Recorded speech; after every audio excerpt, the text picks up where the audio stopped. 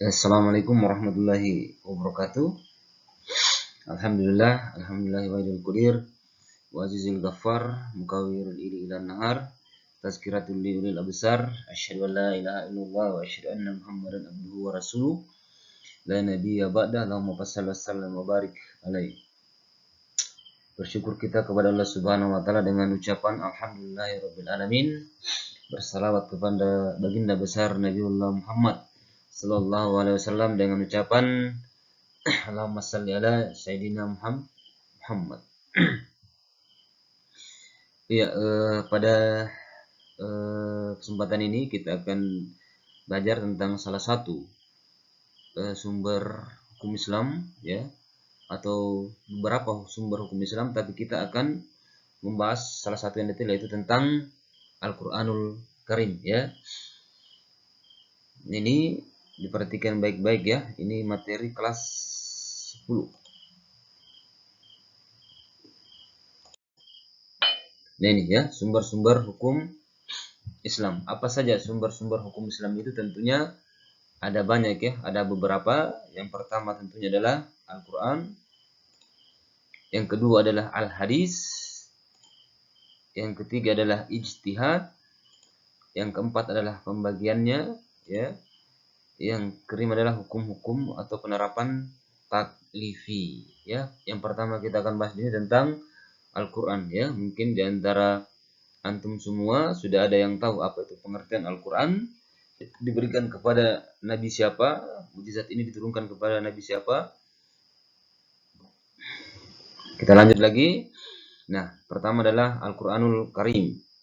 Pengertian daripada Al-Quran tersebut.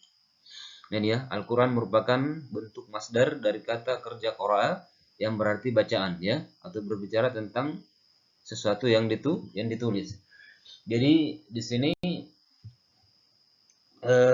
saya ingin memaknai bahwa atau memberikan sedikit penjelasan bahwa Al-Quran ini sesuatu yang dibaca. Jadi kebanyakan kita lihat orang ketika sholat itu atau mengaji itu dia membacanya dalam hati, ya. Padahal Al-Quran itu sesuatu yang harus dibaca. Artinya apa? Sesuatu yang harus dilisankan.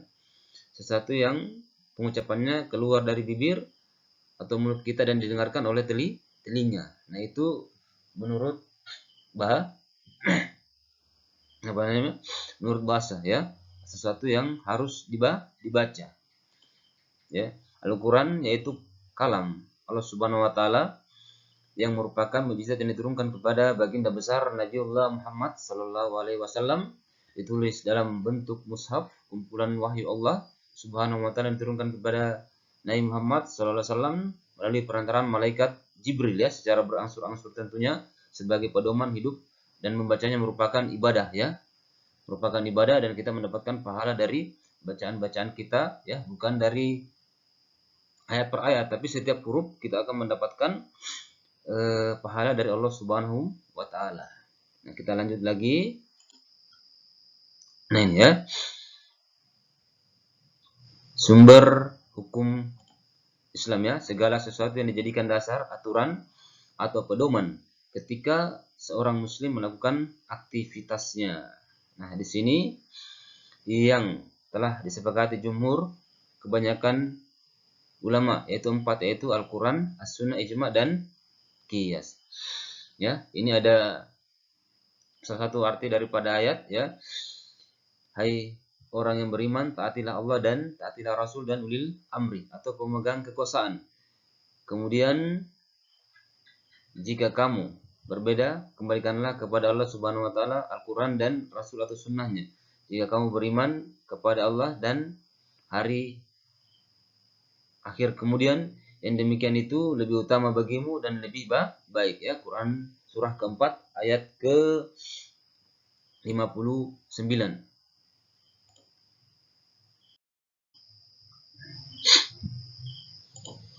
Ini ya, kandungan yang terdapat dalam Al-Quran, ya. Kandungan hukum dalam Al-Quran dibagi menjadi 4 aspek, ya. Yang pertama adalah hukum peribadatan dan muamalah. Yang kedua adalah kisah-kisah para nabi. Yang ketiga adalah informasi kehidupan dan alam semesta, diantaranya informasi tentang terbentuknya alam semesta dan penciptaan manusia. Yang keempat, janji dan ancaman Allah Subhanahu wa taala terhadap seluruh manusia. Ini ya, dalalah Al-Qur'an ya. Dalalah adalah kandungan pengertian yang terdapat pada suatu kata atau kalimat.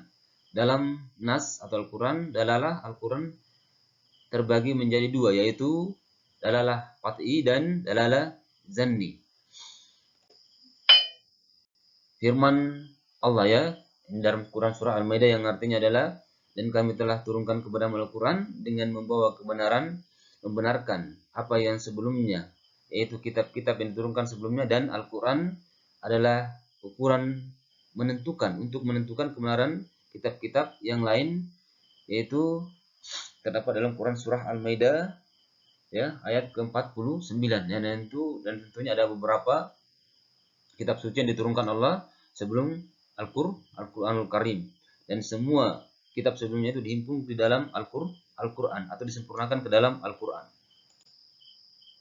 Nah ini ya, Quran surah Al-Imran ya.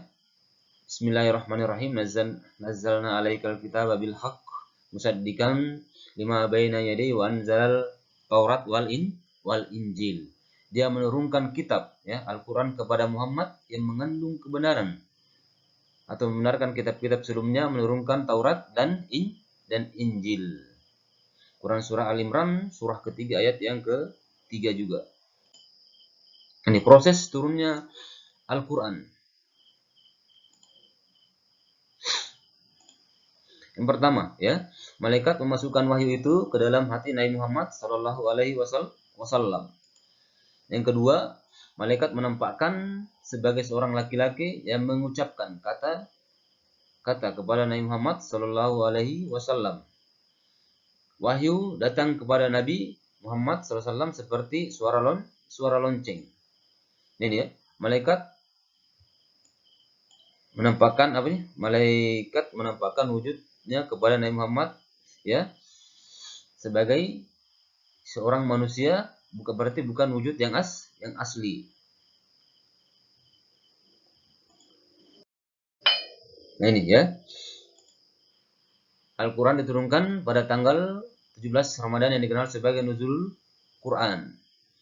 Al-Quran diturunkan secara berangsur-angsur selama kurang lebih 22 tahun ya, 2 bulan atau 22 hari. Wahyu yang pertama kali diturunkan kepada Nabi Muhammad sallallahu alaihi wasallam Quran surah Al-Alaq ayat 1 sampai ayat ke-5. Membaca Al-Quran bernilai ibadah dan mendapatkan pahala ya. Coba kita baca di sini ya. Ini salah satu ayat yang sangat-sangat populer sekali ya. Mungkin dari kita TK pun, SD pun kita sudah hafal ayat ini ya. Ini Quran ayat kursi ya, atau yang terdapat dalam Quran surah Al-Baqarah ya. Baik, kita baca dengan tilawah. Auzubillahi minasyaitonirrajim. Bismillahirrahmanirrahim. Allahu la ilaha illa huwal hayyul qayyum. La ta'khuzuhu sinatun wa la naum. Lahu ma fis samawati wa ma fil ard. Man zallazi yashfa'u indahu illa biiznih. Ya'lamu ma baina aydihim wa ma khalfahum. Wa la yuhituna bi syai'in min ilmihi illa bima syaa'. Wasi'a kursiyyuhus samawati wal ard wa la ya'uduhu hifdzuhuma wa huwal aliyyul azim. Ya, itu adalah ayat kursi ya. Mungkin di antara antum semua mungkin bisa membaca lebih bagus daripada saya sendiri ya. Saya rasa antum semua punya suara yang lebih bagus, punya suara yang mungkin lebih indah didengarnya. Nah, silahkan diulang-ulang berkali-kali, dicoba berkali-kali pula ya. Semakin kita banyak membaca Al-Quran, maka semakin banyak kita mendapatkan pahala dari Allah Subhanahu wa Ta'ala, ya. Bukan setiap surahnya kita mendapat, tapi setiap hurufnya kita akan mendapat pahala atau balasan dari Allah Subhanahu wa Ta'ala. Ini ya, manfaat diturunkannya Al-Quran bagi umat manusia secara berangsur-angsur. Ya, yang pertama adalah agar lebih mudah dimengerti dan dilaksanakan. Yang kedua adalah turunnya Al-Quran sesuai dengan peristiwa yang terjadi, memudahkan untuk diingat dan dihafal. Di antara ayat Al-Quran ada yang merupakan jawaban dan pertanyaan. Ya, isi Al-Quran sendiri itu adalah yang pertama dari segi kuantitasnya adalah, ya, dari segi kuantitas adalah akidah, ya, segi kualitasnya akhlaknya, ibadah, syariah, dan muamalah. Jadi ini isi kandungan daripada Al-Quran, ya. Ada akidah, ya, ada akhlak, ada ibadah, ada syariah, dan ada muamalah. Dari segi kuantitasnya terdapat dalam 30 juz, ya. 30 juz, 114 surah, ya. 6.236 ayat, ya.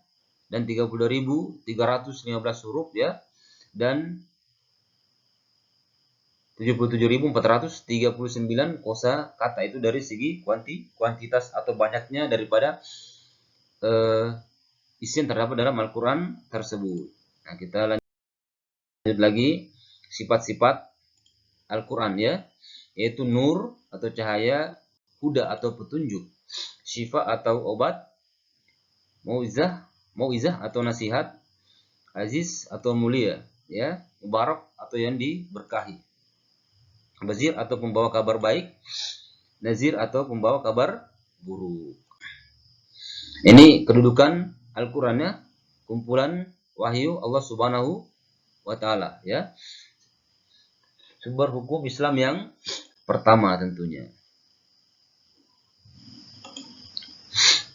Fungsi Al-Quran salah satunya adalah Al-Quran sebagai pedoman hidup, ya. Yang kedua, Al-Quran sebagai rahmat bagi alam semesta. Yang ketiga, Al-Quran sebagai petunjuk atau cahaya. Yang keempat adalah Al-Quran sebagai peringatan. Yang kelima, Al-Quran sebagai penerangan dan pembeda. Yang keenam, Al-Quran sebagai pelajaran. Yang ketujuh, Al-Quran sebagai sumber ilmu. Yang kedelapan adalah Al-Quran sebagai sumber hukum. Al-Quran sebagai penyakit jiwa. Al-Quran sebagai pemberi kabar gembira. Al-Quran sebagai pedoman melakukan pencatatan, ya. Ya. Baik amal buruk maupun amal yang baik. Jadi ini terdapat dalam semua ayat-ayat Allah Subhanahu wa Ta'ala. Silahkan kalau ingin lebih mendalami lagi, silahkan dicari atau di searching ayat-ayat tersebut, ya. Nah, ini, ya. Jadi demikian presentasi saya tentang Al-Quranul Karim. Tentunya masih banyak hal yang bisa kita ungkapkan di dalam Al-Quranul Karim tentang fungsi-fungsi daripada Al-Quran, ya, dan tentunya banyak kekurangan sekali yang saya sampaikan, dan mudah-mudahan materi yang sedikit ini bisa memberikan manfaat bagi kita semua, ya. Sekian dari pemaparan saya tentang sumber-sumber hukum Islam ini. Kurang lebihnya mohon dimaafkan. Akhirul dawana minal kalamin wastirun. Wassalamualaikum warahmatullahi wabarakatuh.